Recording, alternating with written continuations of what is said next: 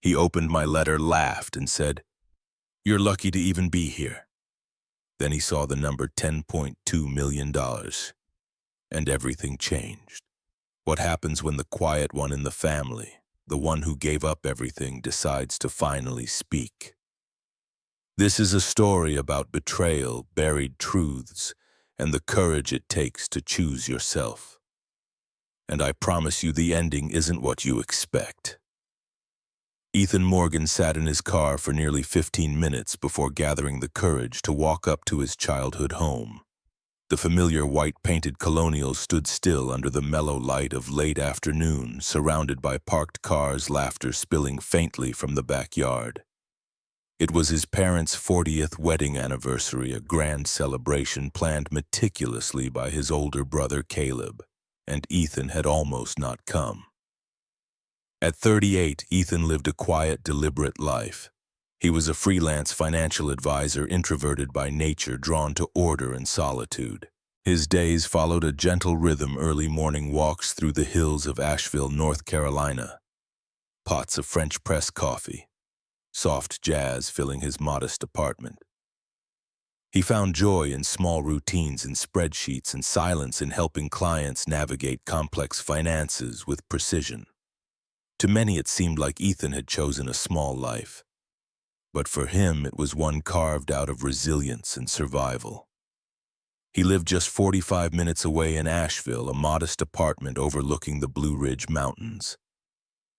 Ethan liked solitude, early morning walks, cooking for one, books stacked like silent companions. For most of his adult life, he had been the reliable background presence, the quiet brother, the dutiful son, the one who never caused trouble. Reliable to a fault. There had been birthdays missed, holidays skipped. Not out of neglect, but because showing up often meant swallowing pride and enduring subtle jabs. Still, tonight felt different. There was something final about this one, as if the story that had always been told about him, Ethan, the reclusive Ethan, the dependable, was nearing its last chapter. When he finally stepped onto the porch, he was greeted by a burst of warm air, the scent of baked ham and rosewater candles rushing out with every hello. Inside the house buzzed with relatives, cousins from Raleigh, an aunt from Colorado, even Uncle James from Florida. Everyone seemed surprised to see him. "Look who finally decided to show up," boomed Caleb's voice from across the room.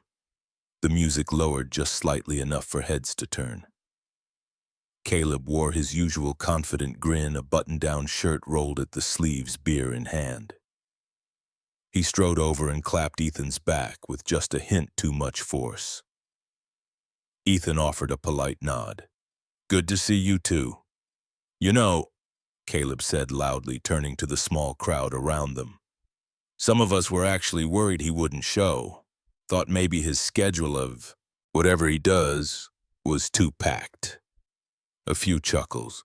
Someone muttered, "What does Ethan do again?" "Freelance financial something," Caleb said dismissively. "Sits behind a screen all day, I guess." Ethan said nothing. He smiled faintly, but his chest tightened. The room full of clinking glasses and polite laughter suddenly felt narrower. He found a drink and retreated to a quieter corner of the house next to a dusty piano and an old photo wall. There, framed in silver, was a picture of him and Caleb as children. Ethan was maybe 7, holding a crayon drawing. Caleb stood taller, beaming as if he'd drawn it himself. It was always like that. Dinner began shortly after a long table beautifully set with porcelain plates and tall candles. Their mother gave a toast. Their father followed, thanking everyone for coming. Caleb stood next, telling a few exaggerated stories about their parents' early marriage. Laughter rolled around the table. Then, in a moment that felt rehearsed, Caleb raised his glass and said, "And let's not forget to thank my little brother Ethan for gracing us with his presence tonight.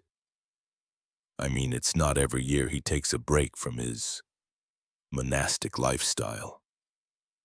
The table chuckled again. Not maliciously, not intentionally cruel, but enough to sting. Ethan felt a pulse behind his eyes. He hadn't prepared for this, he never did. His role had always been clear, the quiet one, the agreeable one, the one who never makes a scene. He excused himself before dessert. On the patio alone beneath the dim string lights, he watched fireflies dance in the yard. He could hear Caleb laughing inside, hear his parents' voices, the soundtrack of a family that had long assumed Ethan needed nothing. They hadn't asked him what he'd been through in years.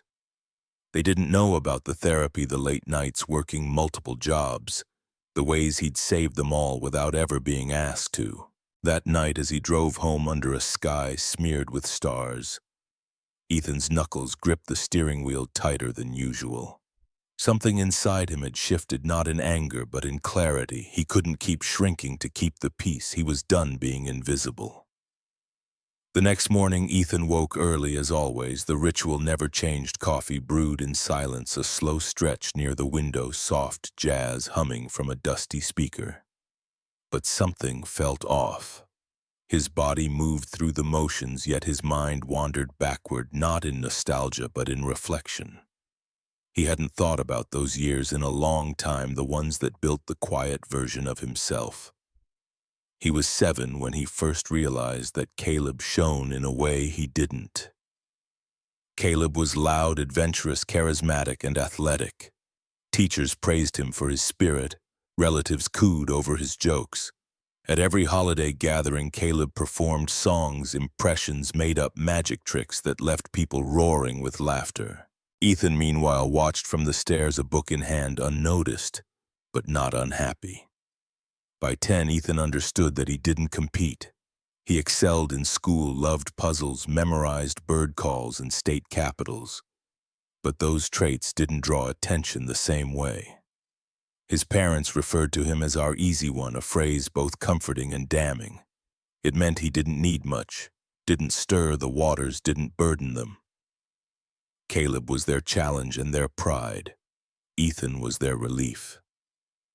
At 13, Caleb was already popular in school, often surrounded by friends and stories that smelled of teenage rebellion.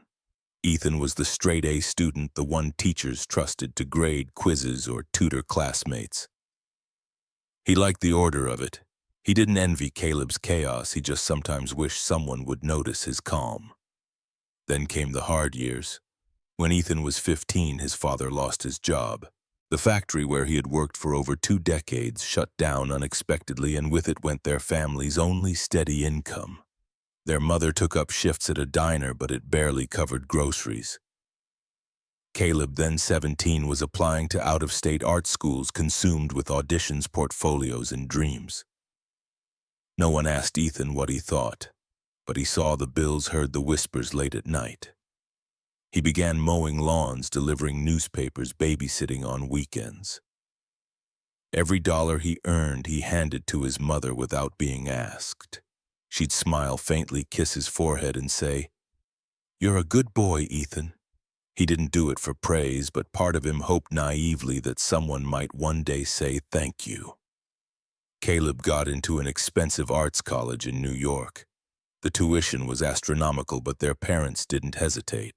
"We'll find a way," his father said, chest puffed with pride. Loans were taken, savings wiped. Ethan watched it all in silence. At 17, Ethan gave up his dream of attending Northwestern. He'd been accepted with a partial scholarship in economics. But when he showed the acceptance letter to his father, the older man sighed and said, "That's great, son, but we can't afford 2 out-of-state tuitions. Caleb's school is already bleeding us dry." So Ethan enrolled at a local community college instead. He lived at home, worked nights at the hardware store, and studied finance, not because he loved it, but because it was practical. It promised stability. It offered a way to keep the family afloat. Over time, he became the invisible net holding everything together. When Caleb's student loan payments piled up after graduation, Ethan quietly chipped in. When their mother needed dental work but refused to ask for help, Ethan scheduled the appointments and paid the bills. When their father's car broke down, Ethan covered the repairs with his first freelance paycheck. None of it was dramatic.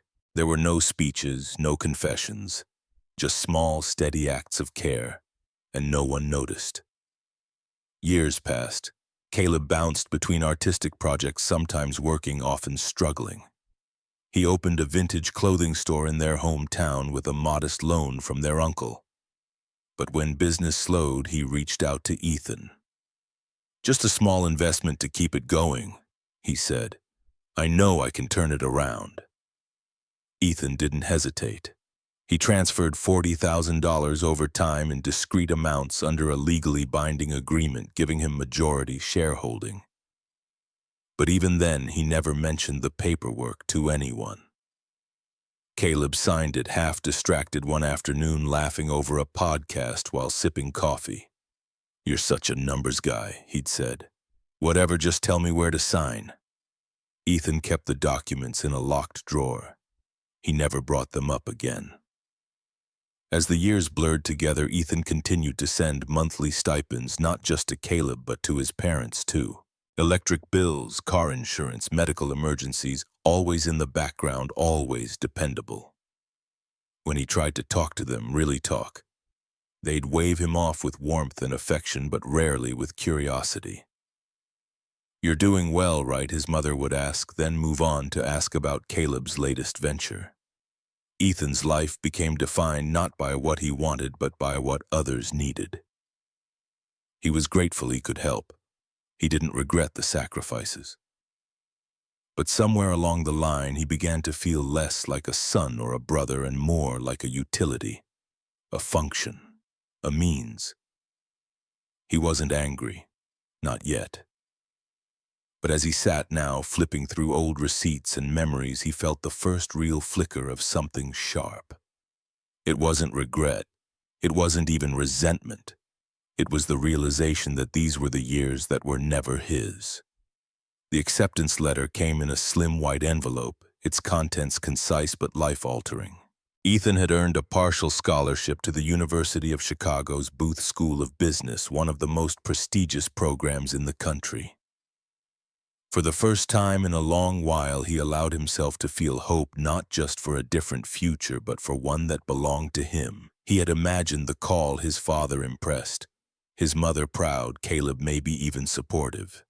Instead, when Ethan brought the letter to dinner that night, it was met with silence. His father cleared his throat and said, "That's great, son. Really proud of you. But there was always a but. But your brother's in a tough spot right now. His loan repayments just started, and he's still figuring things out. You know how important it is that we help him get on his feet." Ethan didn't need the rest explained. Caleb had recently graduated with an art degree and returned home burdened by nearly 6 figures of student debt and no steady income. Their parents, deeply invested emotionally and financially in Caleb's success, had begun to buckle under the pressure. Credit cards were maxed. Medical bills from a recent injury added to the strain. The idea of sending Ethan to an expensive out-of-state university, even with a scholarship, was out of reach. "We just need you here a little longer," his mother added gently, placing a hand over his. "We need your help." So Ethan folded the letter and tucked it into his desk drawer right next to the others he had collected over the years. Debate trophies, math competition ribbons, a handwritten thank you from his high school counselor. Tokens of potential buried beneath obligation. He enrolled at Western Carolina University, just 45 minutes from home. Tuition was affordable, and he could commute while holding down multiple part-time jobs, shelving books at the campus library, stocking goods at a local supermarket, tutoring underclassmen in economics. It wasn't glamorous, but it was enough to cover his tuition, his commute, and still send money home. He worked 7 days a week. Mondays and Wednesdays were 20-hour marathons class, then tutoring, then stocking inventory through the night shift. On weekends, he did freelance bookkeeping for small businesses. He grew used to catnaps in the campus lounge, to carrying protein bars instead of packed lunches, to ironing his shirts in the back room of the grocery store before clocking in. His professors liked him, his peers admired his discipline. But Ethan didn't let anyone get too close. Friendships took time, and time was something he never seemed to own. Meanwhile, Caleb moved into a loft with two other artists in the city and started an independent design business. It failed within the year. Ethan wasn't surprised, but he never said, "I told you so." Instead, when Caleb came home looking defeated, Ethan offered the car keys. "Take mine," he said. "I'll walk." Eventually, Ethan took a salaried job as a junior analyst at a local investment firm. It paid well enough, but the bulk of his income went toward helping Caleb manage his debt, monthly contributions disguised as gifts or temporary support. Ethan paid off Caleb's delinquent credit cards. He refinanced a student loan in his own name to secure a lower interest rate. None of it was discussed openly. When he once mentioned it during a family dinner, half-jokingly noting that Caleb owed him a small fortune, his mother shushed him quickly. "Let your brother breathe, Ethan. He's trying." So Ethan learned to keep it in. Not just the resentment, but also the exhaustion, the longing, the slow crumbling of dreams deferred. He told himself this was what family meant, showing up even when no one asked, even when no one noticed. He pored over spreadsheets by day and collapsed into silence by night. His apartment remained sparse, one couch, one bed, one plant that he barely kept alive. He found solace in routine and clarity, and the idea that one day perhaps things would balance out, that Caleb would make it, that someone might look back and see all that Ethan had done. But that day never came. Instead, each request for help grew larger.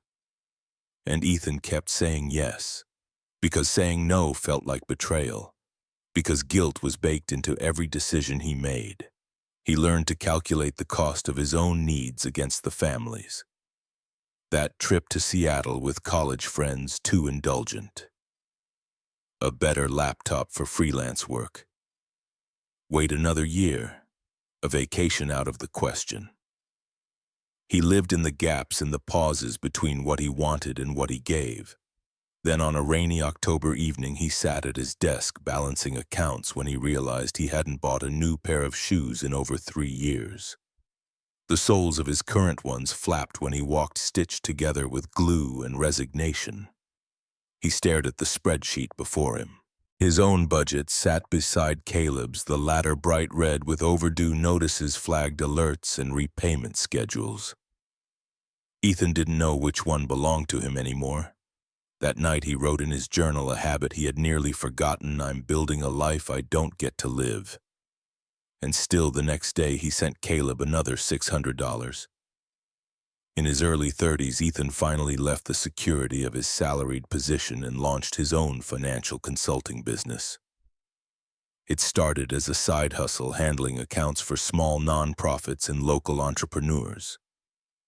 Within 2 years, word spread. His attention to detail, honesty, and quiet efficiency earned him a steady stream of clients. By 35, Ethan was fully independent, managing portfolios for a mix of individuals and institutions. He worked from a small home office, walls lined with ledgers, legal pads, and a corkboard of his meticulously organized schedule. Money, for once, wasn't a daily anxiety. He wasn't rich, but he was stable, secure, capable of saying no if he chose to, but he rarely did. It started with a call from Caleb. His vintage clothing store, Rust and Thread, had been open just over a year and was floundering. Rent was high, inventory sat stale, and foot traffic had dried up after a nearby cafe closed. Caleb's voice was tense, a mix of pride and panic. "I'm not asking for charity," he said. "Just a loan, to hold me over for a couple of months. You'll get it back, I promise." Ethan asked for numbers, for projections, for a plan. Caleb waved it off. "You're the numbers guy. You'll see it works. Just help me out." Ethan wired the first $10,000 the next day. The store limped along. Another month, another call. Ethan reviewed the accounts and grew uneasy, but he continued to transfer funds. Eventually, they formalized it, an agreement drafted by Ethan notarized stating he owned 60% of Rust and Thread until Caleb repaid the full amount plus a modest return. Caleb signed it absent-mindedly while talking to a customer. "You know I trust you, man," he said, not even reading the fine print. "You're doing this because you believe in me." "Right," Ethan nodded. He didn't mention that he was also protecting himself just in case. Over the next year, he injected over $50,000 into the business. Not in one lump sum, but in intervals: rent, utilities, marketing expenses, new signage. Caleb didn't question where the money came from. He assumed it was Ethan being Ethan, loyal, soft-hearted, a human safety net. Their mother noticed. "Your brother says you've been helping him again," she said during one rare Sunday lunch. "You've always been the one who thinks things through. Always so steady, such a blessing." Ethan stirred his tea. "He's nearly 35, Mom. He's finding his way. You know how different you two are. You were born responsible." She smiled as if it were a compliment. Ethan returned it, but inside something wilted. No one ever thanked him. Not really. There were acknowledgments, quick nods, soft praises, a squeeze of the hand. But never the kind of thanks that said, "I see you. I see what you're giving up." His own life felt paused. Ethan hadn't dated in years.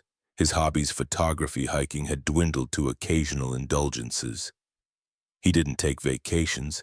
He hadn't replaced the broken porch light outside his apartment in over a month. There were nights he sat on his couch in the dark, staring at his own reflection in the TV screen. He began to feel like a ghost in his own story. Sometimes he would visit Caleb's store anonymously during hours he knew Caleb wouldn't be there. He'd walk the aisles, inspecting the racks, the handmade signs, the price tags Ethan himself had suggested. Part of him wanted to feel pride. Instead, he felt absence. Caleb spoke of the store as his dream, his work. He posted online about solo entrepreneurship, about the grind and hustle. Never once did he mention Ethan. Not in a post, not in interviews with local blogs, not in community board meetings.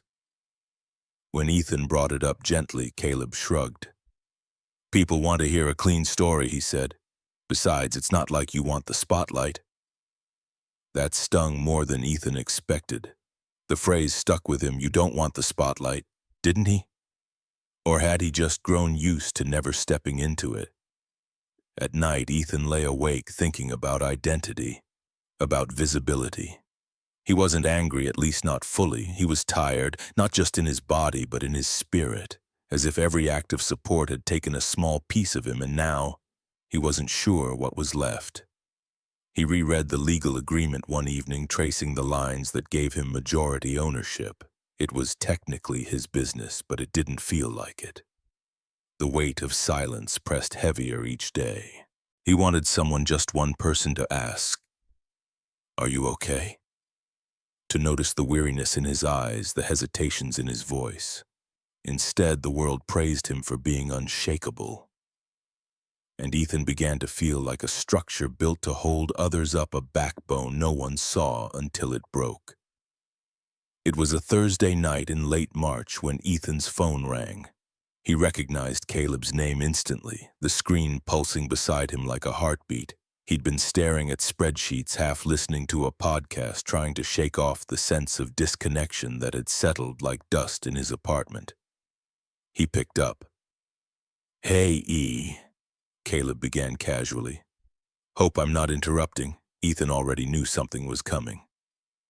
"So listen," Caleb continued, "I've been thinking about expanding. There's this space 2 doors down from Rust and Thread, and it'd be perfect for a workshop and photo studio. Totally aligns with the brand.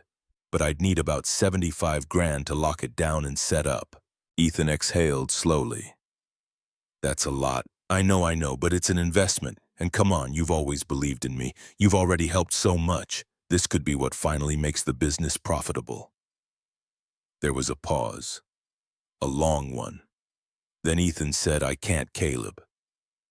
Silence. "What do you mean you can't?" Caleb's voice sharpened. I'm not going to put more money into this. I've already contributed more than enough. You haven't paid me back not a cent, and I haven't even seen a plan this time." Caleb's voice turned cold. "So that's it. You're just going to turn your back on me now." "I'm not turning my back," Ethan said. "I'm setting a boundary." There was a harsh laugh on the other end. "Unbelievable. You know what your problem is.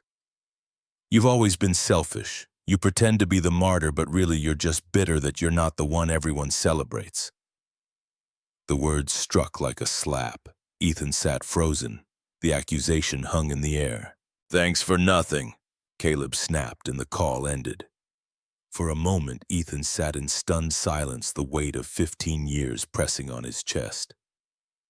Then, with a steadiness born not of anger but resolve, he stood and went to the file cabinet. He pulled out the folder labeled Rust and Thread. Inside were contracts, bank statements, wire receipts. Page after page of his support. The notarized ownership agreement. The breakdown of monthly transfers, emails, notes. Then he opened another folder. Medical bills he'd paid for their parents. Receipts from his college tuition, the one he'd paid himself after giving up Chicago. The check stubs from 3 part-time jobs juggled in his early 20s. Each document was a piece of him, a record of sacrifice. He sat with them spread across his desk like puzzle pieces of a life lived in the margins. He'd given everything: time, money, care, patience, and never asked for praise. But tonight the accusation of selfishness lit something inside him. Not fury, but clarity. He wasn't going to shrink anymore. He took out his journal and wrote in firm, even letters, "This ends now." Then he turned to his laptop and began drafting an email. To Caleb, to his parents. Calm, factual, unflinching.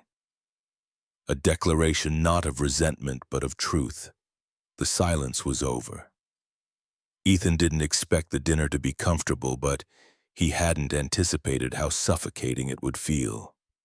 His parents had invited both brothers home for a Sunday meal, a tradition they clung to even as time and tension gnawed at the family's edges.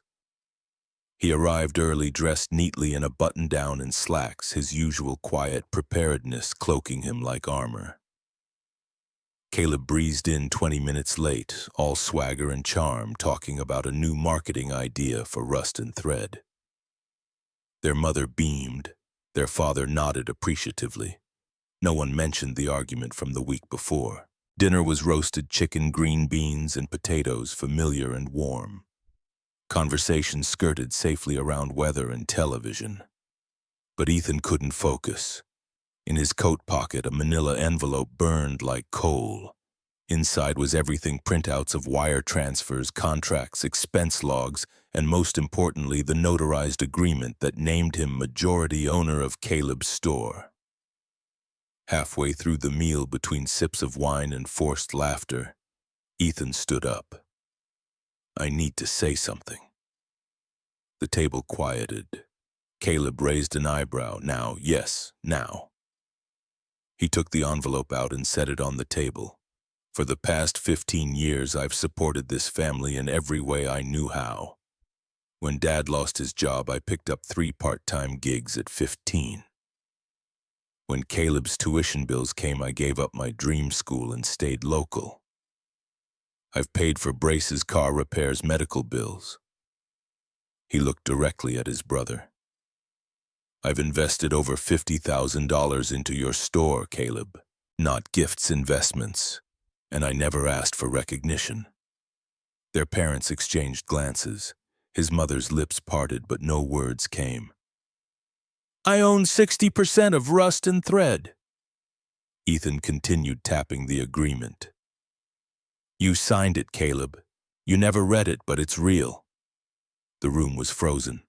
Caleb blinked, visibly startled. "You're joking." "I'm not. You would do that to me. Hold that over me. I did that to protect myself, because I knew one day you'd ask for more, and I couldn't keep giving without a line." His mother's voice was soft, almost pleading. "Ethan, We just want peace in this family. Bringing all this up, it's not helpful. He turned to her. It's not helpful because it's uncomfortable, because for once I'm not swallowing it. She looked hurt. His father stared at his plate. You raised me to be the responsible one, Ethan said, his voice steady but cracking. You praised me for being quiet, for being dependable. And I lived up to it. I kept this family together silently. And in return, I was forgotten. Caleb stood frustrated. I never asked you to. No, you assumed I would, and that's worse. Ethan reached for the envelope and held it in his hand. You've always thought I was just a shadow, Caleb, the background character.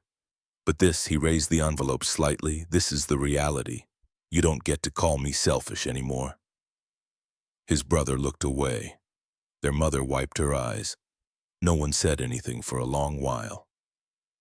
Ethan sat down, but he didn't pick up his fork. The food had gone cold, and so had the air. Later that night, alone in his car, Ethan didn't feel triumphant. He felt empty but clear. For the first time, he had said what needed to be said. He didn't know what came next, but he knew it would finally be his. It didn't take long. Less than a week after the dinner, Ethan heard a knock at his apartment door just after 9 in the morning. He was still in sweatpants, coffee in hand, when he opened it. Caleb stood on the doorstep, arms crossed, jaw tight. Behind him, their father lingered awkwardly, shifting his weight from foot to foot. Can we come in? Caleb asked, though it wasn't really a question. Ethan stepped aside, motioning them in without a word. The apartment was clean, minimalistic, just like Ethan preferred. The tension entered with them like a fog. Caleb wasted no time. I want my store back, Ethan raised an eyebrow. It's not that simple. You blindsided me, Ethan. You made me look like a fool in front of our parents. You tricked me into signing that document. You didn't ask what you were signing. Ethan replied, calm but firm, that's not the same as tricking you. Their father interjected, voice low but steady.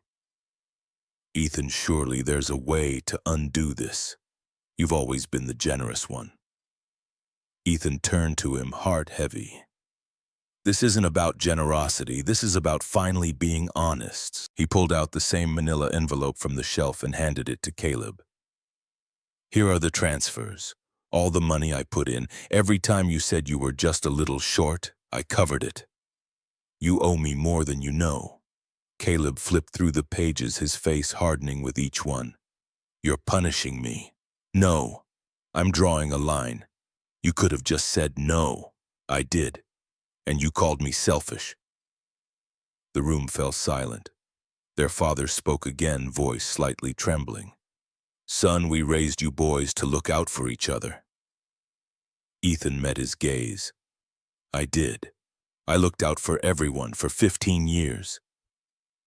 But no one ever looked out for me. Caleb took a step forward. You're trying to ruin me. No, Caleb. I'm trying to save myself. He walked toward the door and opened it. You should go now. Caleb's mouth opened, but nothing came out. He looked back at their father, who remained still. Then, without another word, they left. Ethan closed the door quietly behind them and leaned against it. The silence that followed was different. It wasn't heavy or hollow, it was clean, like the space left after clearing a cluttered room. For the first time in years, Ethan felt a strange, unburdened calm. That afternoon, he pulled out an old wooden box from his closet. Inside were graphite pencils, charcoal, and a weathered sketchbook. He hadn't touched them in nearly 2 decades. He sat by the window, the light falling soft across the paper, and began to draw. The lines came slow, at first tentative, but then as muscle memory returned, they flowed. He sketched the outline of a boy sitting alone under a tree reading. He didn't feel empty anymore. He felt like himself. 3 weeks after that confrontation, Ethan received a letter. It came in a stiff cream-colored envelope marked with the logo of a downtown law firm. He opened it slowly, carefully, already bracing himself.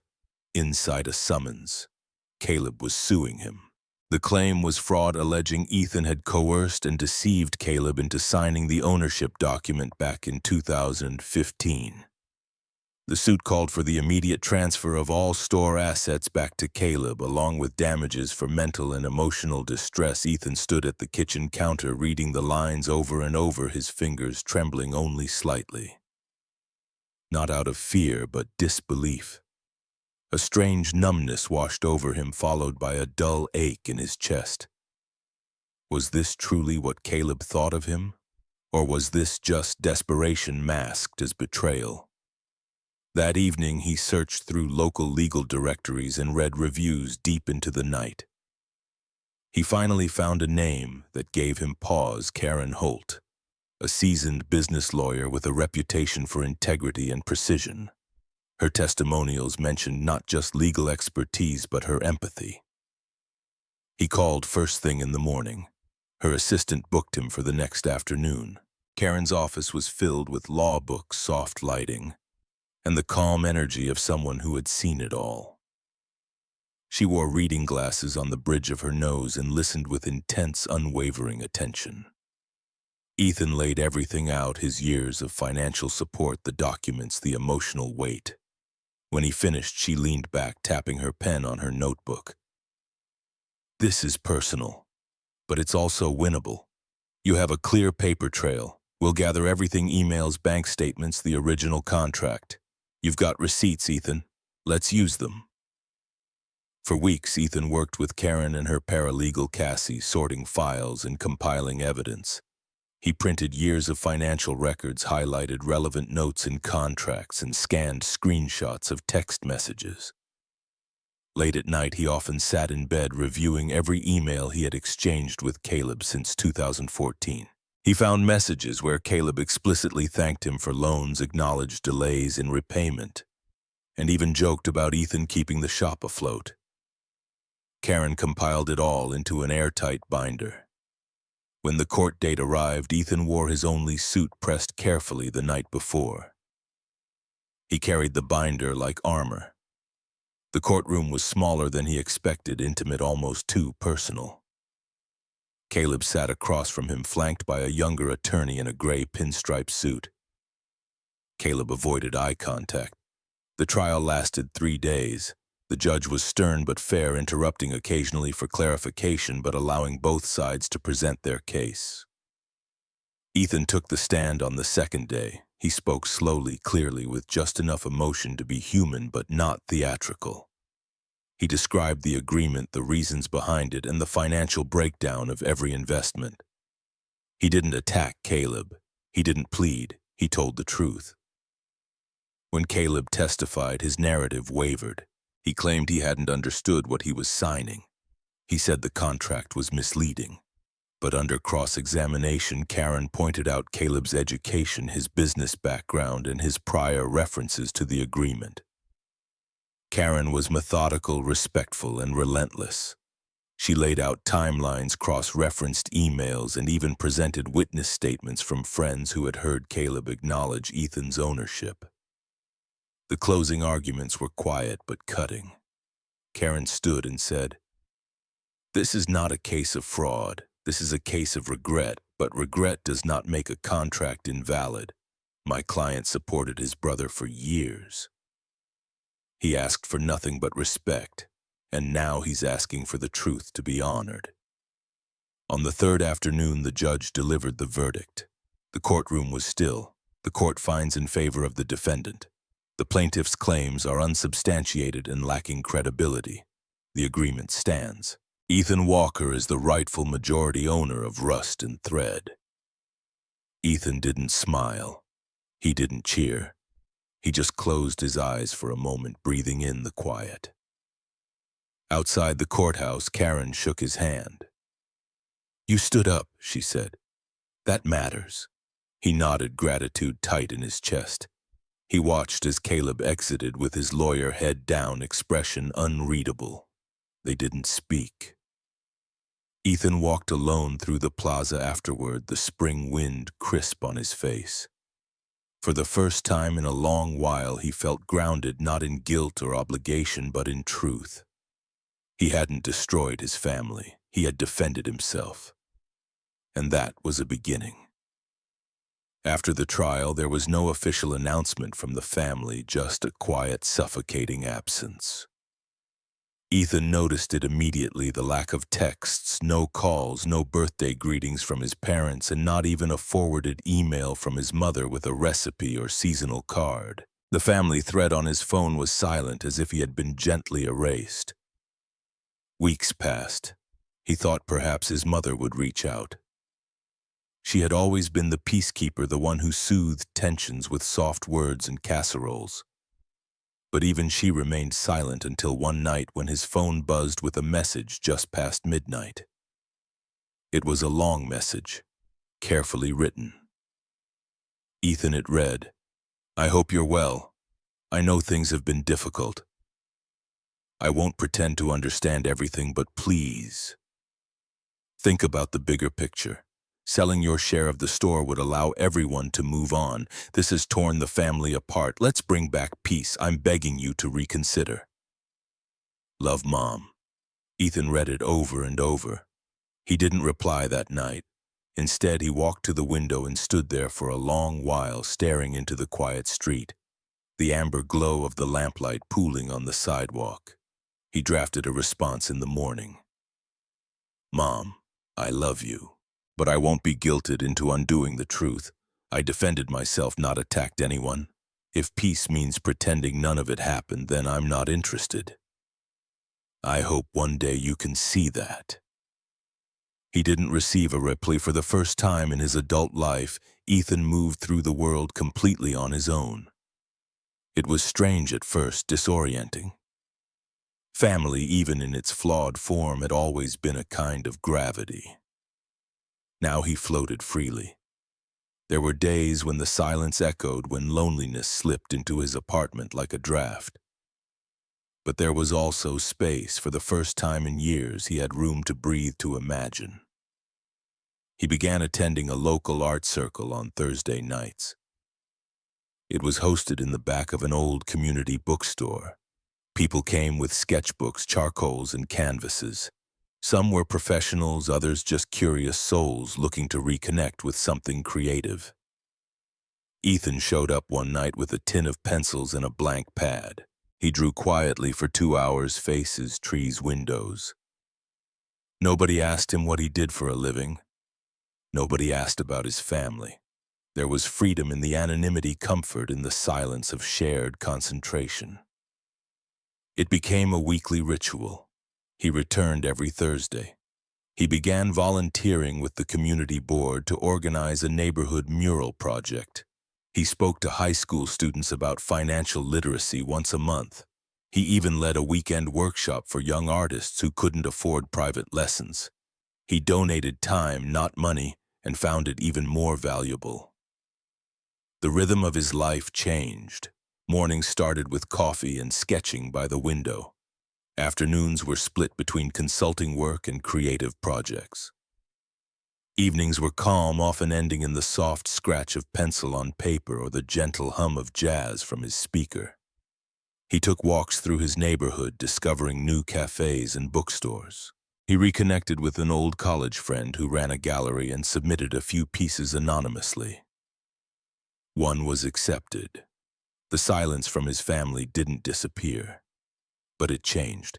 It became less like rejection and more like distant space between islands. He could live with that. He began to understand that some spaces weren't meant to be filled again.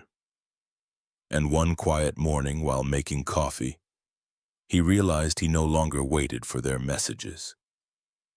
He no longer felt the need to justify himself. He was simply living fully, quietly, honestly. It started with an email. A local nonprofit called Art and Voice, known for their work blending personal storytelling with creative healing, was organizing a community conference titled Resilience and Identity. One of their members had heard Ethan speak during a financial literacy workshop and passed his name along. The message was polite, almost tentative. We'd be honored if you would consider sharing your story. Ethan hesitated. He wasn't a public speaker. His story wasn't polished, his voice not trained for a microphone. But the idea of standing in his truth, not to defend, not to argue, just to share, stirred something in him. 2 weeks later, he stood backstage in a small auditorium, fingers wrapped tightly around a mug of herbal tea. The room beyond the curtain buzzed with quiet energy. Folding chairs filled the space, and soft lights cast a gentle glow on the wooden stage. Posters lined the hallways, portraits of resilience, snapshots of individuals who had reclaimed their narratives. He stepped out to a modest round of applause. The mic waited on a simple black stand. He adjusted it, breathed in slowly, and looked out at the crowd, neighbors, strangers, artists, students. Then he looked down at the index cards he had prepared and back up again. "I used to think that being quiet made me safe," he began. "That if I worked hard and didn't ask for much, I'd be loved."